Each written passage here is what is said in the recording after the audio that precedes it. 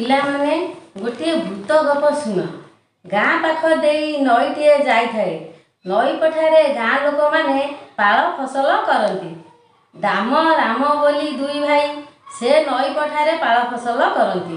ଦିନେ ରାମ ଦାମ ନଈ ପଠାରେ ଲଗାଇଥିବା ଆଳୁ, ପିଆଜ, ଲଙ୍କା ଗଛରେ ପାଣି ଦେବା ପାଇଁ ଗଛ ମୂଳକୁ ମାଟି ଦେଇ ମଝିରେ ସିଆର କଲେ।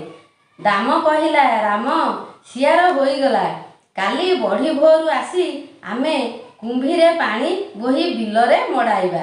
ରାମ କହିଲା, ହଁ ଭାଇ, ତୁମେ ମୋତେ ଡାକିବ, ତୁମେ କୁମ୍ଭୀରେ ଚଢ଼ି ପାଣି ବୋହିବ, ମୁଁ ବିଲରେ ପାଣି ମଡ଼ାଇବି। ଏ କଥା ଭୂତ ଶୁଣିଦେଲା।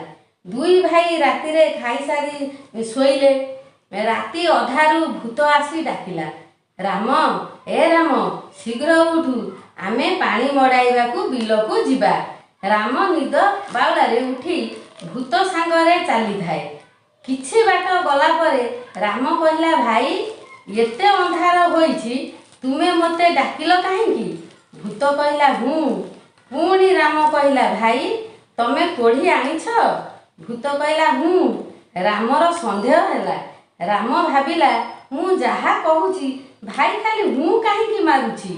ରାମ ଆଉ ଆଗକୁ ନ ଯାଇ ସେହିଠାରେ ଠିଆ ହେଲା। ସଙ୍ଗେ ସଙ୍ଗେ ରାମ ଦେଖିଲା, ତା ଆଗରେ ମଣିଷ ଭଳି ଚାଲୁଥିବା ହଠାତ୍ କଳା ହୋଇ ବହୁତ ଡେଙ୍ଗା ହୋଇଗଲା। ଏ ଦୃଶ୍ୟ ଦେଖି ରାମ, ତା ମୁଣ୍ଡ ଖରାପ ହୋଇଗଲା। ସେ ଡରିଗଲା ପରେ ମନେ ମନେ ଭାବିଲା, ଏ ବିପଦରେ ଏକମାତ୍ର ଈଶ୍ୱର ଭରସା। ରାମ ସଙ୍ଗେ ସଙ୍ଗେ କରତାଳି ଦେଇ ବଡ଼ ପାଟିରେ ମହାମନ୍ତ୍ର ଜପ କଲା।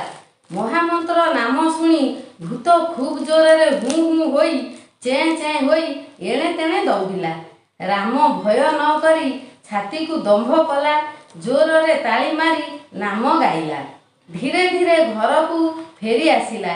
ଭୂତ ତାର କିଛି କ୍ଷତି କରିପାରିଲା ନାହିଁ। ପିଲାମାନେ, ତୁମେମାନେ ମହାମନ୍ତ୍ର ଜପ କର। କେହି ଯଦି ତୁମକୁ ରାତିରେ ଡାକେ, ତୁମେ କେବେ କବାଟ ଖୋଲି ବାହାରକୁ ଯିବ ନାହିଁ। ଯଦି ତୁମେ ଏଇଭଳି ଅସୁବିଧାର ସମ୍ମୁଖୀନ ହୁଅ, ତେବେ ସାହସର ସହିତ ତାଳି ମାରି ମହାମନ୍ତ୍ର ଜପ କଲେ କୌଣସି ଆତ୍ମା ତୁମକୁ ଛୁଇଁ ପାରିବେ ନାହିଁ।